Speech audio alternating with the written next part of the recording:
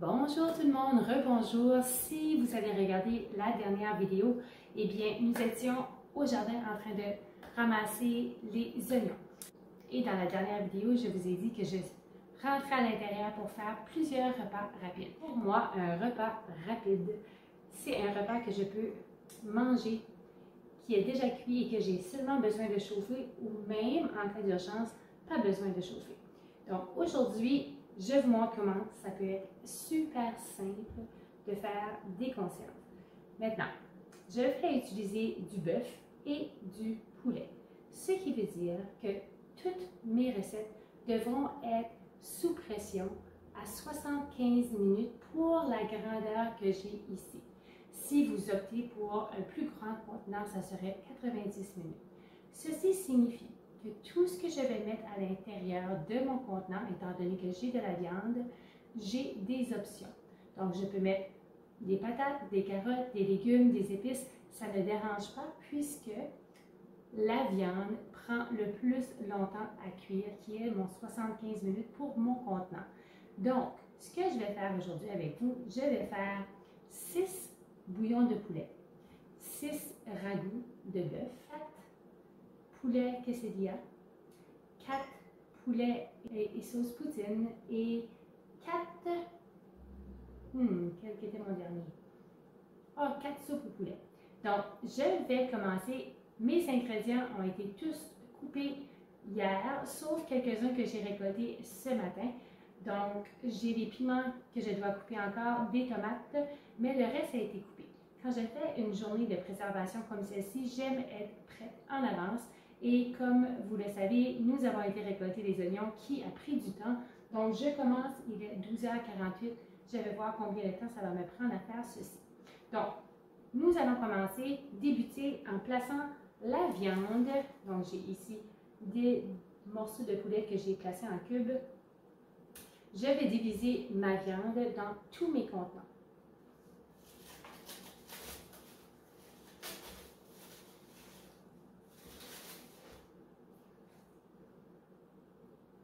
Et vous pouvez placer autant de viande que vous voulez. Mais si vous placez trop de viande, vous allez voir que vous allez vous apercevoir qu'il y a plus de viande que de légumes. Et en toute honnêteté, nous, on préfère en avoir un peu moins. Donc, ceci, c'est mon bouillon de poulet. Donc, je place la viande à l'intérieur.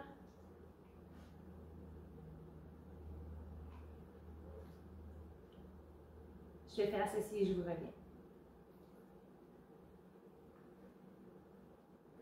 Donc, j'ai placé ma viande à l'intérieur, j'ai bien nettoyé, j'ai les mains bien propres.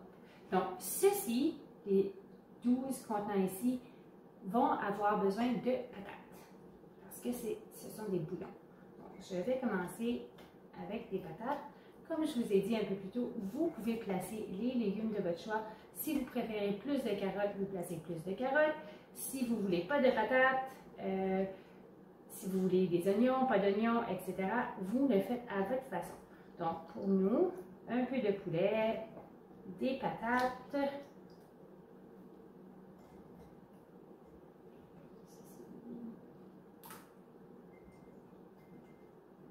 bon, et je vais faire le reste. Mais pour l'instant, je vais vous montrer un peu comment deux des recettes vont fonctionner. Donc,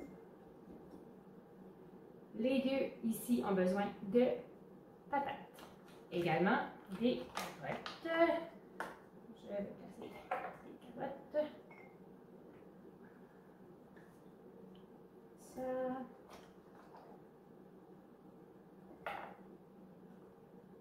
Je veux des oignons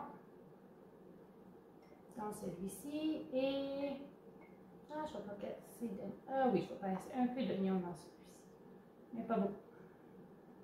Celui-ci un peu plus, celui-ci un peu moins. Et céleri, oui, je vais placer du céleri, mais seulement dans celui-ci. Donc, vous voyez comment ça peut être simple. Je vais remplir ces pots ici, je vous reviens.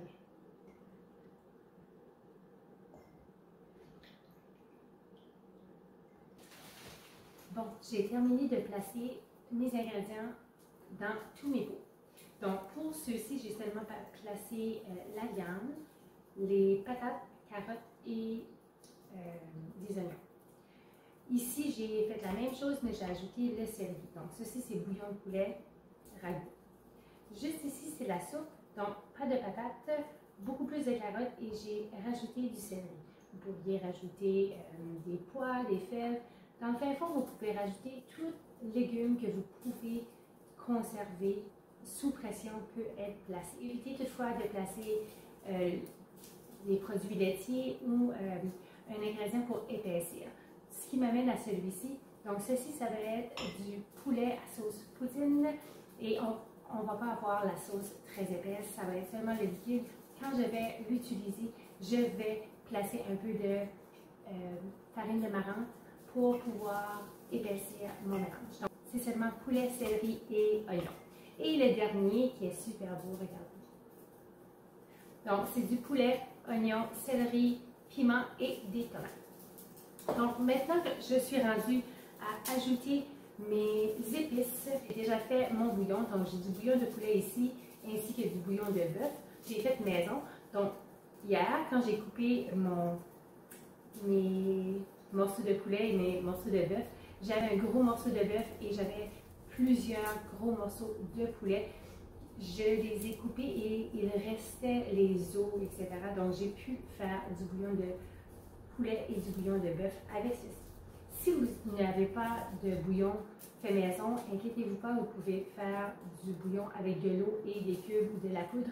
Vous le mélangez, vous le chauffez un peu et ensuite, ça sera parfait. Donc, je vais le fermer parce que je ne veux pas que ça bouille. Je voulais seulement le réchauffer un peu parce qu'il était au réfrigérateur et je vais avoir la même température.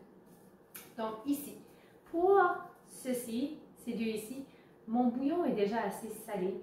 Je ne vais pas ajouter rien dans mes compots. Pour la soupe également. Mais juste ici, je vais ajouter un peu de poivre. Et c'est optionnel, vous n'êtes pas obligé de le faire. Donc, pour moi, je vais ajouter un peu de poivre. Comme ceci. Je vais également ajouter un peu d'ail.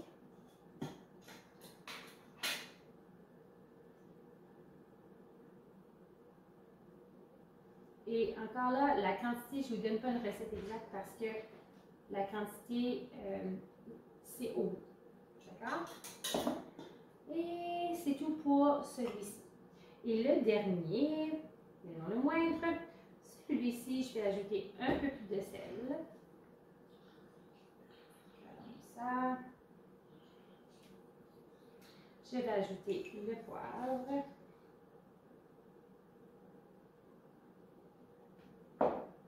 Je vais ajouter du curcuma. Juste un peu.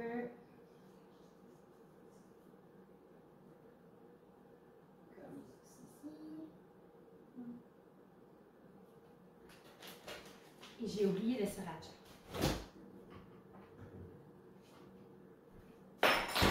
Et je vais ajouter juste une petite goutte de sriracha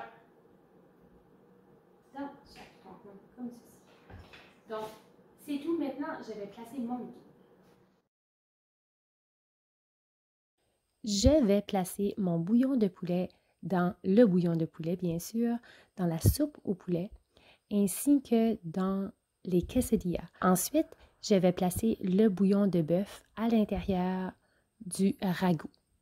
Pour ce qui est de la sauce poutine, je vais placer moitié bouillon de bœuf et moitié bouillon de poulet. C'est ce qui nous donne une bonne sauce poutine. Lorsque ça sera le temps de le cuire, je vais ajouter un peu de sauce W, donc Worcestershire sauce, ainsi que de la farine de marrante pour la faire épaissir un peu. Vous pouvez toujours utiliser de la farine ordinaire. Je vais remplir mes pots jusqu'à l'embouchure. Je vais m'assurer que tous les légumes ou la viande est en dessous du liquide. C'est très important. Et ensuite, je pourrai bien nettoyer. Puisque nous avons de la viande, il est important de nettoyer vos pots avec du vinaigre et non seulement de l'eau chaude. Ici, vous pouvez voir que je vais enlever les bulles. Donc, je vais utiliser un morceau de bois. Vous pouvez utiliser un outil, mais assurez-vous que celui-ci est soit en plastique ou en bois. et non en métal ou en fer parce que vous avez des chances de graffiner votre peau. Donc, je vais bien mélanger et m'assurer d'enlever toutes les bulles d'air. Ceci va éviter que le liquide sorte de la conserve lorsque vous faites votre pression. Ensuite, comme mentionné plus tôt, je vais très bien nettoyer mes peaux à l'aide du vinaigre et en même temps, je vais prendre mon doigt et toucher mes peaux pour m'assurer que je n'ai pas de petites fissures dans mes bocaux, ce qui empêcherait d'avoir une belle fermeture. Finalement, je vais placer mes couverts, je vais serrer un peu mais pas trop et ensuite, je vais tout de suite placer le nom de l'aliment sur le couvercle parce que quand nous faisons de la pression, souvent les aliments se ressemblent tous. Donc, un petit truc pour vous, placez-les avant et ça va rester. Je vais placer 7 à 8 cm d'eau dans mon chaudron et ensuite placer mes conserves. Lorsque le tout aura ventilé pendant 10 minutes, je vais faire monter la pression à 11 et à partir du moment où la pression est à 11, je vais calculer 75 minutes. Par la suite, lorsque le tout sera terminé, je vais fermer mon feu, attendre qu'il n'y a absolument plus de pression et lorsque ça sera à 0, je vais attendre un autre 5 minutes et sortir mes peaux.